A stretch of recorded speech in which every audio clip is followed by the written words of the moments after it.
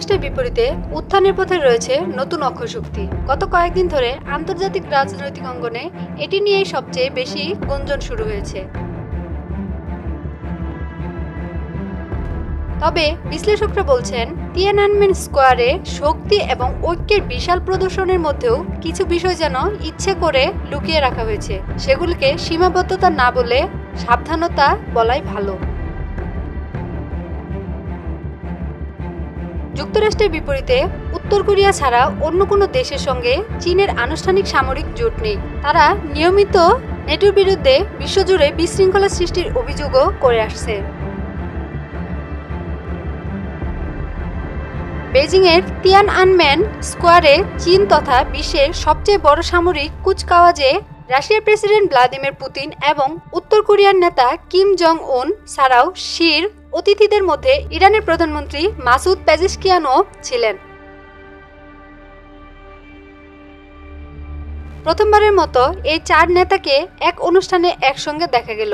American ও ইউরোপীয় কর্মকর্তাদের মতে উত্তর কোরিয়ার মতো ইরানও ইউক্রেনের বিরুদ্ধে যুদ্ধকে সমর্থন করার জন্য রাশিয়াতে গোপনে প্রচুর অস্ত্র পাঠিয়েছে, যার মধ্যে ড্রোন, আর্টিলারি সেল থেকে শুরু করে স্বল্প পাল্লার ক্ষেপণাস্ত্র রয়েছে।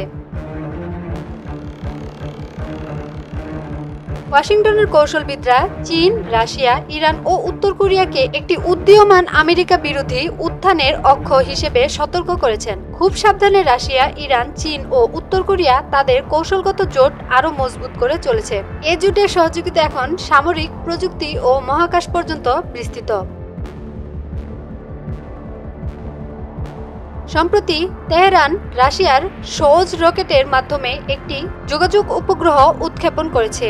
বাড়ছে উন্নত অস্ত্র ও প্রযুক্তি বিনিময়। পশ্চিমা নিষেধাজ্ঞা উপেক্ষা করে চীনের ইঞ্জিন ব্যবহার করে সম্প্রতি রাশিয়া গার্বিয়া A1 আক্রমণাত্মক ড্রোন তৈরি করেছে।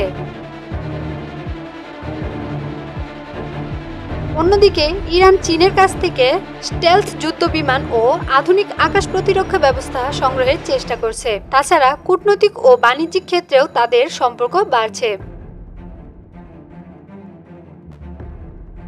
রাশিয়া উত্তর কোরিয়ায় সরাসরি ফ্লাইট আবার চালু করছে এবং ইরান তার পারমাণবিক কর্মসূচিতে মস্কো ও বেইজিংয়ের সমর্থন পাচ্ছে। তাদের অংশীদারত্ব মূলত দ্বিপাক্ষিক এবং চারমুখী সমন্বয়ের লক্ষণ খুব কমই। কুচকাওয়াজে চার নেতার যৌথ উপস্থিতি বিচলিত থাকা এবং তাদের অংশীদারিত্বের একটি মুখোশ উপস্থাপনের সুযোগ করে দিয়েছে।